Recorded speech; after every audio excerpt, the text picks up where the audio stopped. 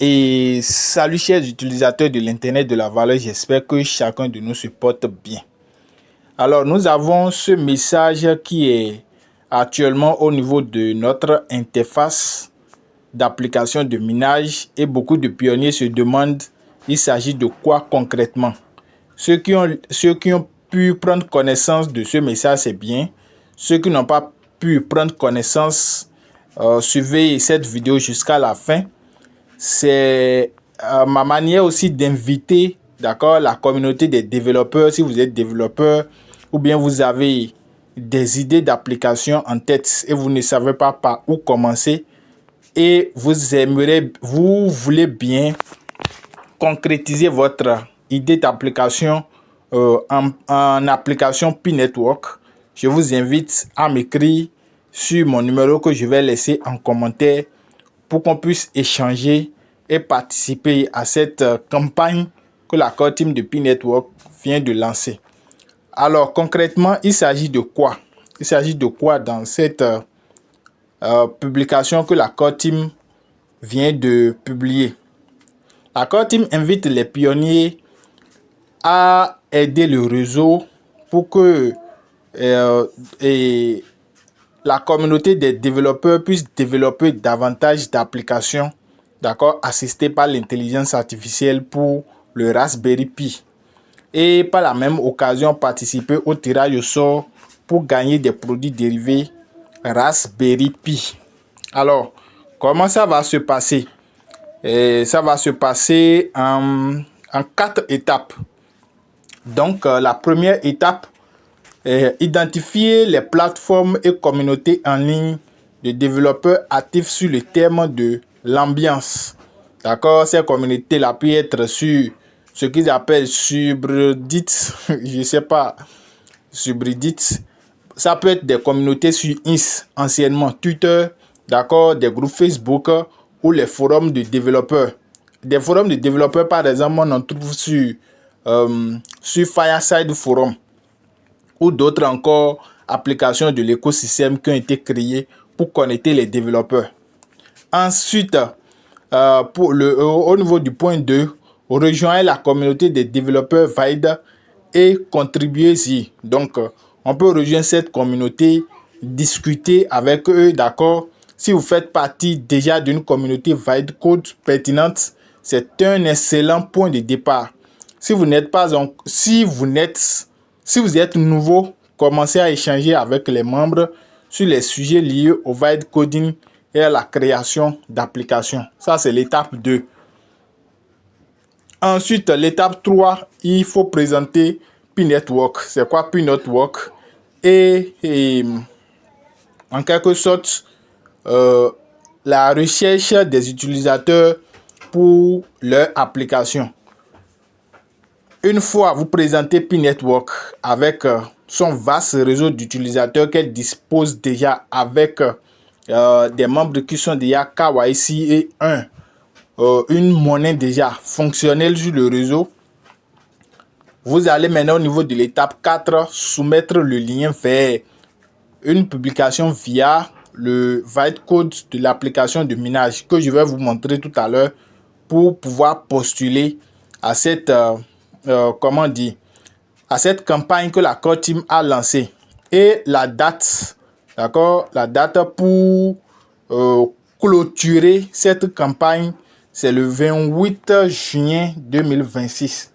Donc, d'ici jusqu'au 28 juin 2026, le tirage au sort sera terminé.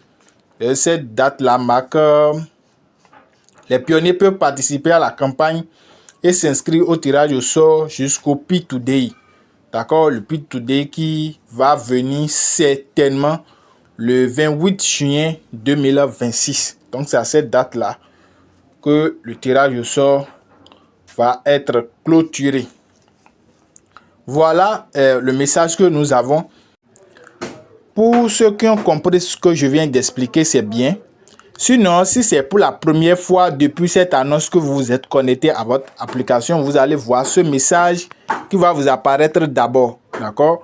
Ce message va vous apparaître et vous prenez le soin de le lire. Si vous remplissez les conditions que je viens d'énumérer tout à l'heure dans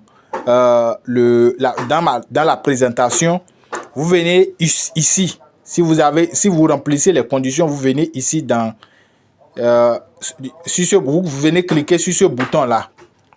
Une fois vous cliquez là, vous allez coller le lien de votre conversation d'accord, et vous cliquez ici sur Submit and Enter Refold.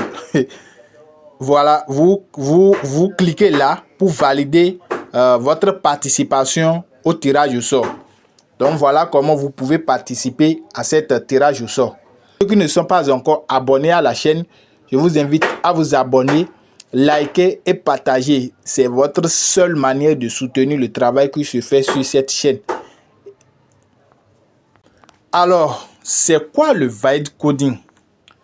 Le vibe coding, vous savez que avant, pour développer une application, il faut maîtriser les techniques de code.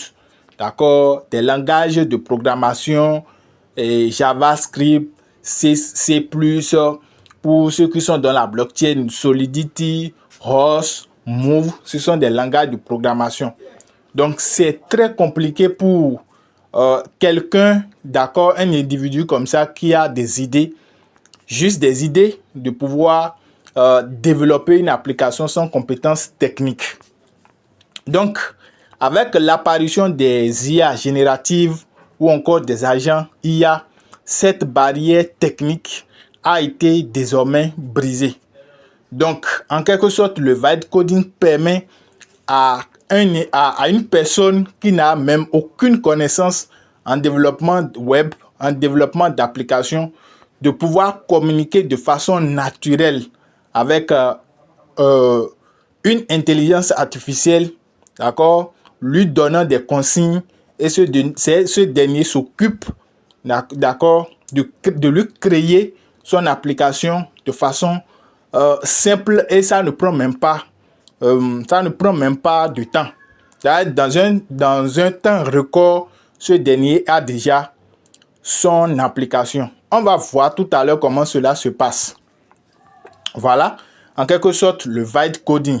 Maintenant, dans cet environnement-là, c'est beaucoup plus facile aujourd'hui, d'accord, avec ces IA de créer des applications. Mais nous sommes confrontés à un problème. Lorsque nous créons ces applications, comment nous allons trouver maintenant les gens qui vont pouvoir utiliser ces applications-là? Et c'est là que le Pi-Network entre en jeu. Donc, avec sa base d'utilisateurs qui s'élève à plus de 60 millions et des pionniers qui sont KYC avec une monnaie intégrée avec d'autres outils comme le Pi-Added Network, par exemple, vous pouvez créer, déployer, intégrer des publicités, d'accord, et aller dans Pi App Studio pour en quelque sorte convertir votre application que vous avez créée en une application de Pi Network. Donc, nous allons nous rendre par exemple dans une intelligence artificielle. Nous venons donc qu'une AI c'est une intelligence artificielle, générative.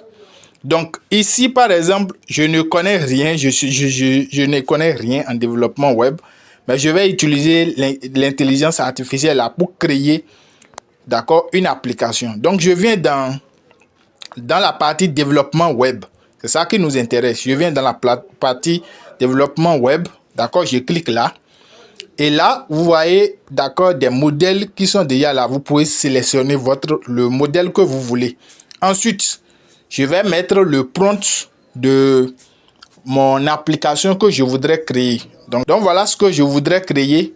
Super Apps IA sur Pi Network associant un agent conversationnel autonome connecté à une marketplace d'API, Marketplace Sendlo et un sous-portefeuille préparé, sécurisé pour des achats automatisés. Du moment où j'ai donné mon prompt, je lance en quelque sorte le développement de cette application-là. Regardez vous-même. Donc, automatiquement, l'IA se charge de me développer cette application. D'accord? Donc, c'est pour vous montrer un peu comment ça marche. Donc, je rappelle que qu'une AI ne figure pas dans les modèles que la Core Team a intégrés dans le Pi-App Studio, mais ils ont mis etc. Ça veut dire que même si vous utilisez qu'une AI pour créer des applications, on peut bien les déployer sur le Pi-App Studio. Nous allons voir tout à l'heure comment ça va marcher. Donc, l'IA continue toujours de réfléchir pour me créer cette application. Donc, l'IA vient de me créer mon application. Donc, je peux regarder l'aperçu de l'application ici. D'accord? Ce que j'ai demandé à l'IA, je peux voir l'aperçu déjà là. On peut voir ça ensemble. Voilà, vous avez vu que ça n'a même pas pris plus de 3 minutes. Voilà, et j'ai déjà l'application qui est créée avec un nom qui est attribué puis Nessus. Et vous pouvez voir que je peux changer si je veux. D'accord, vous avez vu l'application. D'accord, voilà le chat qui est intégré où on peut discuter. Voilà ce que j'ai demandé, la catégorie des... voilà, toute catégorie, etc. Voilà. Voilà ce que j'ai demandé. Donc, ceci, on peut modifier ça, bien sûr. On peut modifier tout ceci. Donc, une fois, je peux même voir le code source ici de l'application. Je peux voir même le code source là. Donc, une fois, je clique ici.